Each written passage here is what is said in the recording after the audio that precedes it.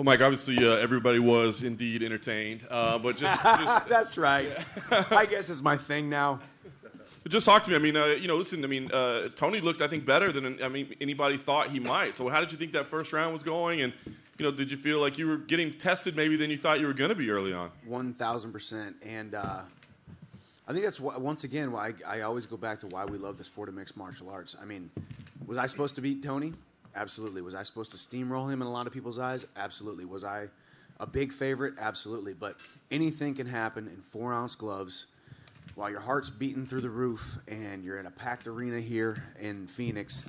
And, Tony is who we thought he was, awkward, rangy, unorthodox. And I made the same mistake.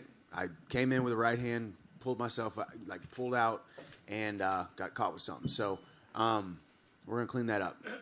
Would they say maybe not a biggest surprise in the fight, but you just feel like maybe it was your own execution, or was there something that he did that you were like, oh, we were not expecting that at all? I think y'all have said, hey, is it your goal to fight tooth and nail and be in these big wars?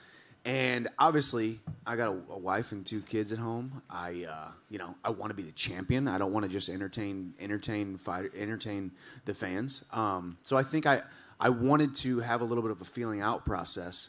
And obviously I got hit, but I was trying to get my feet underneath me, honestly, with just finally standing in front of Tony, who I knew was going to be somewhat of a test when it came to how awkward he was, and he's skilled, and it was going to be really hard to get out there. I was hitting him with some pretty decent ground and pound as well, So, dude's a tough dude. The kick is one of the greatest knockouts we've ever seen.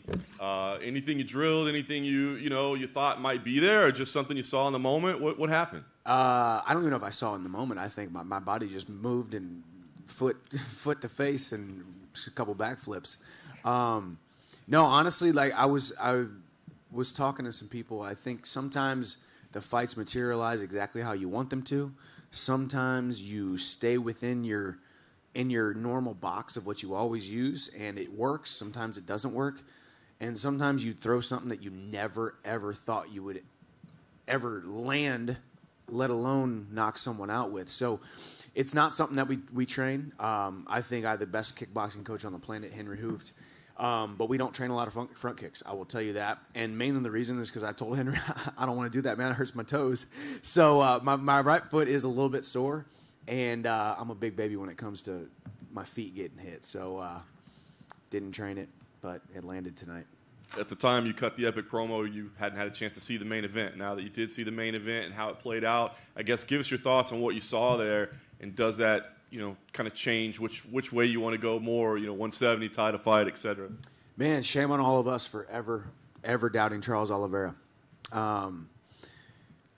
Gaethje had him hurt. Oliveira had Gaethje hurt. And when you get on the ground with Charles Oliveira, he's going to submit you, except for me. I was able to get out of it. But I think, man, there's something, is there not something satisfying about watching Charles Oliveira blossom into who he is? I loved Justin Gaethje's kind of synopsis of him, that, back when he was unreliable and missing weight, which obviously that was before this, but he was unreliable. He had a spotty record. He couldn't be relied upon to have string together good performances. He was a boy back then, and now he has become the man that is Charles Oliveira, the champion that is Charles Oliveira. I lost to him, but I think we have unfinished business. I got into this sport to become the champion. I got into the sport to wear 12 pounds of leather and gold around my waist, and I would love for it to say the UFC on it. So that fight with Conor, obviously, I'm serious about it. I don't think you're going to be hard-pressed to find somebody who doesn't think I'm one of the most exciting guys on the planet now. And I think I've proven that numerous times now. Conor needs a big fight to put butts in seats, to sell pay-per-views. And, a fight at 170 would be a lot better than 155. I guess last thing for me, we know you do want to take some time off. Obviously, you want to go be a father and a husband. But knowing that those are two massive possibilities for fights, is there a date on the calendar that you say, hey, I will fight by then? Or are those fights big enough that you'd end the vacation short if you had to? I mean, what's the plan? Yeah, I would definitely the Conor fight. I would end the vacation. We'll see what happens. Listen, when Conor comes back and he's healthy, I'll be there. But once again, in typical combat sports icon that is Conor McGregor. He left his options open. He said that's definitely a fight he wants down the line. Obviously, he's tweeted, and it's a fight that he wants down the line. He's deserved and earned the right to be that, decide when you want to fight, who you want to fight, and where you want to fight. So I'm just the guy waiting in the wings. I'm just a guy with a black eye and a sore right foot who just collected a bonus, and I'm pretty darn happy about it. I get to go home and kiss my wife and hang out with my sons. Michael, when you saw Conor's tweet... And my dad's laughing over there. He's getting some of the bonus, that's why. Yeah, exactly. When you saw Conor's tweet, what did you think? Did you think he was sort of saying, no, not yet? Or do you think he was just sort of thinking, I'll see what it's like when I get back? Well, number one, yeah, I think, as I said, Conor has earned the right to keep his options open. He's a combat sports icon. He's the biggest, one of the biggest sports stars on the planet, and he deserves to be able to, make his decisions when he wants to make his decisions. Do I think I'd be a great dance partner? Do I think I'd be a formidable one that won't just give him a challenge, but also put butts in seats because people know that I am electrifying when I step inside the octagon now. So, typical Conor fashion, he left his options open. He deserves to do that. And once again, always nothing but respect. I've never been the guy who's come at Conor. I don't need to disrespect somebody or throw pot shots at him to want to beat him inside of a cage. Was that a strategy that you thought, like, I think this will work better to get the fight with him? What, to be respectful? Be nice, yeah. No, The 170 thing, for example, like, that's a little twist then. 170 was a twist. I just dislike fighting 155. And if it's not for the title, why the heck am I going to make 155? Y'all, I'm not the smallest lightweight. And I've been seeing pictures of Conor. He looks beefy, looks big, looks strong and powerful. And that's what I said. I want you at your biggest, baddest, and at your best and most dangerous. Let's do it at 170. Do you ever sort of stop to kind of be surprised at how much you've managed to cram into a UFC career so quickly? It sure is a feather in my cap, and it sure is cool as an athlete. My wife over here would probably say it's been a struggle, obviously, but this is what we wanted to do. We sat down and said, this feels right. This is what we want to do. I want to go to the UFC. And when I first had that meeting with Hunter Campbell and that call with Dana White, I said I want to come in and get shot out of a cannon. I want to fight the best guys, the biggest stages, the biggest on the line. And I've come through with my end of the bargain, which is putting on great shows and now winning some fights. I'm now 500 in the UFC, so that's good. And and just be entertaining and be a good thing for the organization. Listen, man, these guys don't understand what they have. If you've never fought outside of the UFC, you have no idea what it's like to be outside the UFC. And then you come to the UFC and you get your eyes open to what the premier mixed martial arts promotion on the planet is. So we'll see what happens next. Michael, right here. Say you don't get the title shot against Charles next and you do get Conor. Outside of all the lightweights right now that Charles hasn't fought, who do you think has the best chance of dethroning him? I don't know.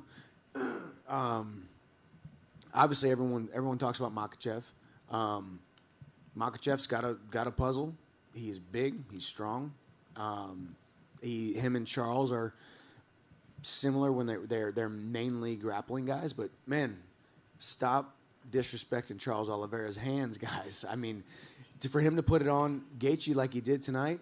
Obviously, we saw what happened with me. I mean, the guy's putting it together, man. He's kind of the champion for a reason. Obviously, it's a weird scenario going on there. So, Makhachev, I mean, Dariush is still very good. Myself. So, we'll see. Then after you won, they showed you hop up on the cage. You were looking for your son in the crowd, and then you got him. And then they showed you whispering, and then you put him down. What did you tell him when you were up there? I think I said I just love you so much. I'm so proud of you. I told him he doesn't quite get it, and I told him there's going to be like 25,000 people there, and he doesn't even know what 25,000 is. But I'm like, there's going to be a lot of people there. But I am most excited that you are here. And yeah, I was like, where's my son? So it was great. It was a lot of pressure. I'm glad it's over, and glad I got to kiss him after. Hi, Michael, over here. Tony Ferguson, I believe, was transported to the hospital. Is there any positive thoughts or words of encouragement you'd like to send his way?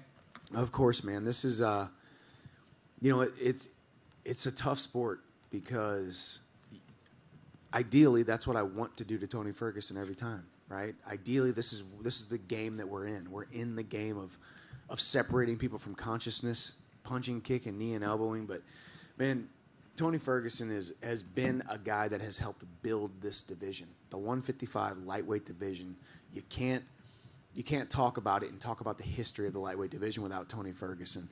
And my thoughts and prayers are out with him, hoping for a speedy recovery.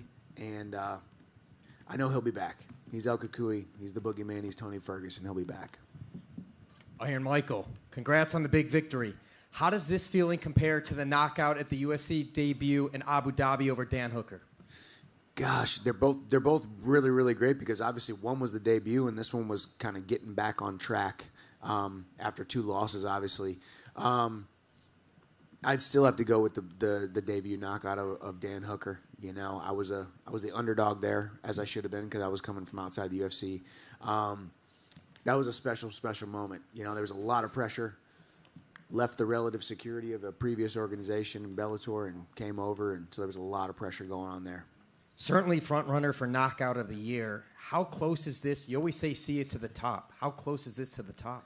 I think we're starting to scratch the surface, but you know, there's got to be some big fights, and I got to get that title. You know, the top, and I guess that's the thing too. I mean, because my message is not win or bust. My message is not gold or bust. It's not belt or bust, because everybody in here is going to fail, and you're going to hit setbacks, and you're going to hit roadblocks, and you're going to be down in the valleys.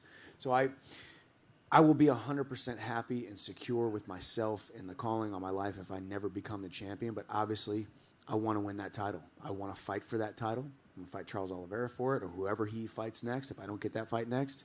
I don't know. The journey has been phenomenal thus far. The platform is growing. I'm living a dream. I'm fighting on borrowed time. I feel like I've been fighting on borrowed time for years now, and I appreciate all you guys covering it.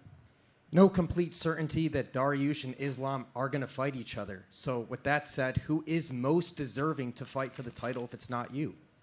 If it's not me, that's hard. What's Dariush on? He's on a win streak, right?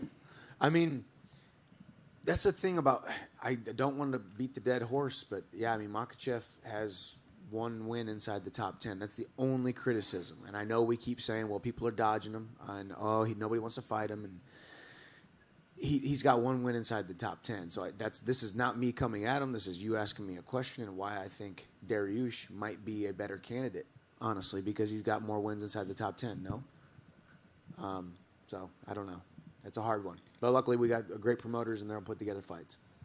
Congrats. Thank you, brother. See you later. You got